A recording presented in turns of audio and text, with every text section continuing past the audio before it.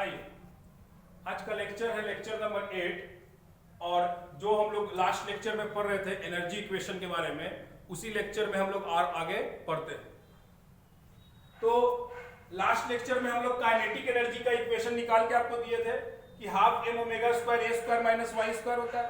ये हम आपको डिराइव करके भी दिए। उसी तरह से पोटेंशियल एनर्जी का भी इक्वेशन हम डिराइव करके आपको दिए हैं, half m omega square y square. ये दोनों इक्वेशन कल हम आपको डिराइव करके दिए थे। तो आज हम डिस्कशन कहां से आगे बढ़ा रहे हैं कि काइनेटिक एनर्जी का तो इक्वेशन कल हम लोग निकाल लिए थे, जो बॉडी एसएचएम कर रहा है उसका काइनेटिक एनर्जी का इक्वेशन डिस्प्लेसमेंट के टर्म में।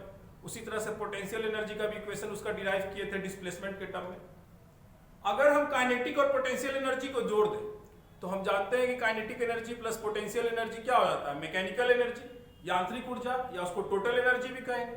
तो मैकेनिकल एनर्जी कहिए या यांत्रिक ऊर्जा कहिए या टोटल एनर्जी कहिए, वो कैसे प्राप्त होगा? दोनों काइनेटिक और पोटेंशियल एनर्जी को जोड़ दीजिए।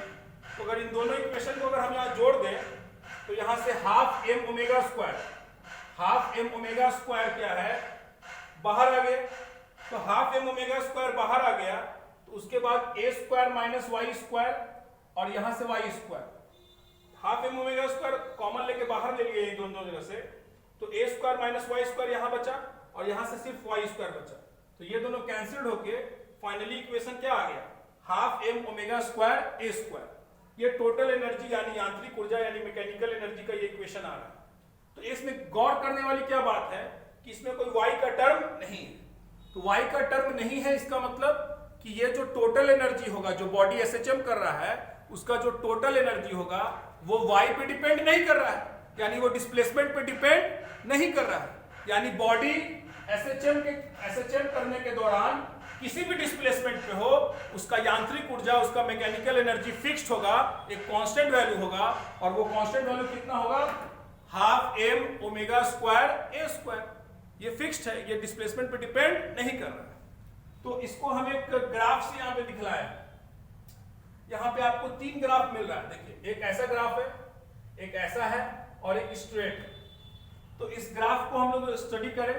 सबसे पहले हम ये ग्राफ देखते हैं। ये जो है इस ग्राफ में क्या दिख रहा है, इस ग्राफ से ये पता चल रहा है कि इस एनर्जी का वैल्यू जो है मीन पोजीशन पे 0 है। मीन पोजीशन पे वैल्यू 0 है और एक्सट्रीम पोजीशन पे, इन दोनों एक्सट्रीम पोजीशन पे क्या है, मैक्सिमम है। मीन पोजीशन पे 0 है और एक्सट्रीम पोजीशन पे क्या है, मैक्सिमम है। तो ऐसा किस एनर्जी के साथ होता है? तो हम लोग जानते हैं पोटेंशियल एनर्जी के साथ होता है, स्थितिज ऊर्जा के साथ होता है। स्थितिज ऊर्जा का मीन पोजीशन पे वैल्यू कितनी होती है, 0 होती है और एक्सट्रीम पोजीशन पे मैक्सिमम होता है, चाहे वो y बराबर प्लस से हो या y बराबर माइनस से हो। तो इन दोनों ही एक्सट्रीम पोजीशन पे ये मैक्सिमम दिखला भी रहा है ये ग्राफ, और मीन पोजीशन पे क्या दिखला रहा है, 0। तो ये किसका ग्राफ हो गया, पोटेंशियल एनर्जी का ग्राफ हो गया। इसीलिए हम लोग यहाँ पे क्या लिख दिए, पोटेंशियल एनर्जी। उसी तरह से ये ग्राफ किसका है, ये ग्राफ अगर देखो किसका है, तो इस ग्राफ से साफ पता चल रहा है कि मीन पोजीशन पे इसकी वैल्यू मैक्सिमम है। कितनी मैक्सिमम है, हाफ एम ओमेगा स्क्वायर ए स्क्वायर। और दोनों ही एक्सट्रीम पोजीशन पे क्या है, 0 है, चाहे वो y बराबर a हो या y बराबर माइनस से हो। दोनों ही एक्सट्रीम पोजीशन पे क्या उसकी वैल्यू है, 0 है। तो किस एनर्जी के साथ होता है ऐसा?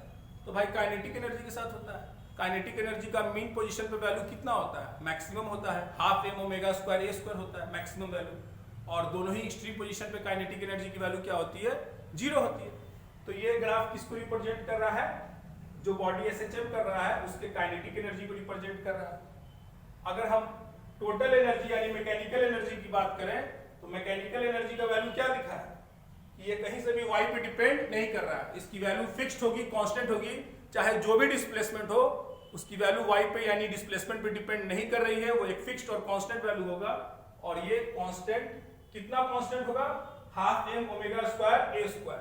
तो ये ग्राफ शो कर रहा है, देख रहे हैं ये कांस्टेंट शो कर रहा है। चाहे जो भी डिस्प्लेसमेंट हो, मैकेनिकल एनर्जी जो है वो वैल्यू उसकी बदलने वाली नहीं है, वो एक फिक्स्ड और एक कांस्टेंट वैल्यू है।